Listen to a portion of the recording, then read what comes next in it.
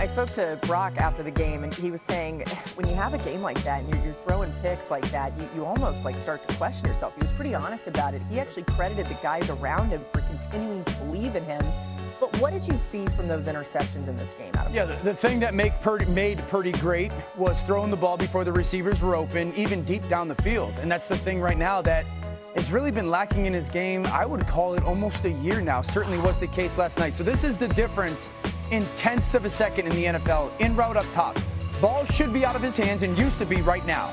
Now that extra hitch, it's almost a half second or over a half second. That allows that defensive back to undercut. I also think it's a great play by J.C. Horn in man coverage. And you go a little bit later to the next possession interception. This is going to be like a spray release, call it post. Brock's going to climb the pocket. In the past, that ball would be out right now. He's going to take another step and a half or two. He's late on the throw by almost a second. That is an eternity in the NFL. And once again, it's behind the receiver. This is the one that's probably the most glaring when it comes to the timing.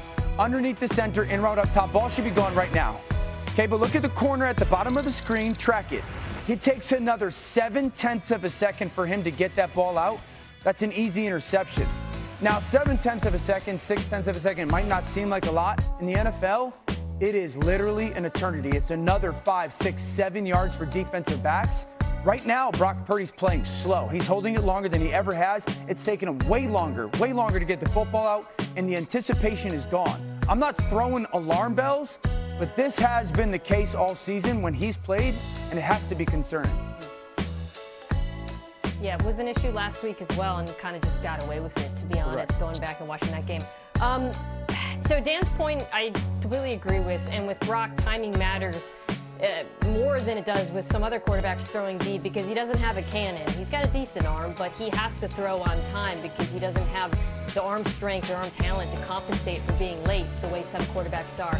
I was watching him, frankly, wondering if the injury was affecting his lower body mechanics or his trust in terms of getting his feet set and throwing, and that was leading to him taking longer than he should to throw some of those balls. But the net result is this offense looking less efficient than it did with Mac Jones as a distributor. And Purdy, what he has brought to the table with San Francisco that's different from some other Niners quarterbacks has been a willingness to both make plays outside of structure but also push the ball downfield.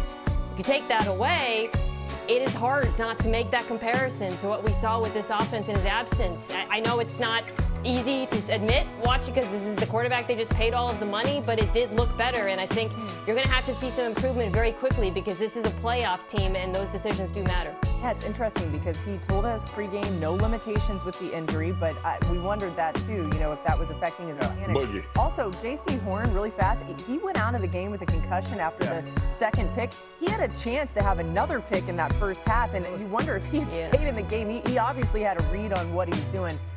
What do you want to say, Swagoo?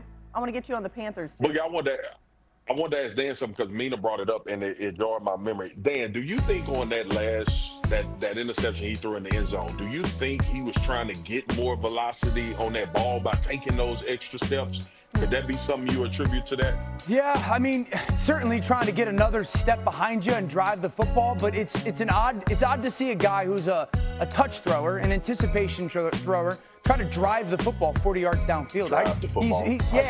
I would fully have expected just to float it to the back, kind of the back line of the end zone. Swag, let's talk about the Panthers. They're still right behind the Bucs in the NFC South. What did you think of them last night? I thought Bryce Young missed an opportunity to have a phenomenal night, especially after your defense gives you 3 turnovers. Dan talked about the interception in the red zone, which was abysmal. He should have ran it in, but obviously 20/20 hindsight. But these are those games where you answer questions about if you're the guy going forward. You have to capitalize. You're on the road. Monday Night Football, the biggest stage during the regular season, and you have some opportunity. It was some misses in this game by Bryce as well. Ball coming out of his hand, kind of unorthodox. I was not happy about his performance with some of the opportunities that his defense was able to create for him. You get 3 turnovers in a football game, and you only come away with 9 points. Yeah, let's give Robert Saleh and that defense a lot of credit. But that quarterback is supposed to get you in the end zone or points a lot of those times.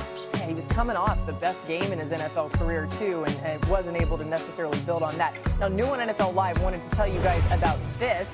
From our Adam Schefter, the NFL suspending Panthers safety Trayvon down there. I was hanging tough. Throw some hands. I was about to, Swag. You taught me how. All right, coming up on NFL Live, after a meltdown in Dallas, the Eagles hopping right on the ship this week against the Bears. What is the key to reviving this offense? We've got some answers. Plus, the Chiefs won a nail-biter against the Colts, but does Mahomes have enough magic to take down the Cowboys? Games on Thanksgiving. There's more on Friday, okay? Bears-Eagles. I just found out Dan is going to this game. We are going. A live update from Dan. in attendance. Oh, a matchup of division leaders, by the way. For the Eagles, however, still questions about the offense. Here's Saquon Barkley and Nick Sirianni on the efforts. We made too many mistakes. As a whole, obviously I had a mistake there. They wanted a little more, so you gotta give hats off to them. I felt like when I watched the tape, I saw the effort at the sky high on both sides of the ball on special teams. You know, obviously they win and they got the win. Obviously Saquon felt something last night, and you know he's got a great pulse for everything. But as you watch the tape, I felt like the effort was really high in that game. And following another disappointing effort Sunday in Dallas, Philadelphia averaging just under 4 yards per rush and just 2.3 yards before contact per rush this season. Those are both the worst marks in the Eagles have ever had in a season since Nick Sirianni became the head coach in 2021. Dan, what are you seeing on the tape from this Eagles run game? Well, against the Cowboys, it looked like they were unprepared for what Dallas was going to do from a defensive line perspective, certainly on early downs. Dallas got into a 5-man front, and it just created terrible angles for the Eagles' offensive run game. And then in the pass game, the addition of Quinnen Williams has completely changed the way you go about it. So the 5-man front, they were taking these defensive linemen and kind of going man on man, and the overwhelming thing is going to be penetration. The center gets beat. I think that's a very difficult block versus Quinnen Williams. Once again, shotgun. Eagles still way too much. 5-man front. Now this time, can Saquon cut back there? Was he not expecting a 5-man front? He continues to chase Dickerson all the way to the sideline. I thought there was a seam there.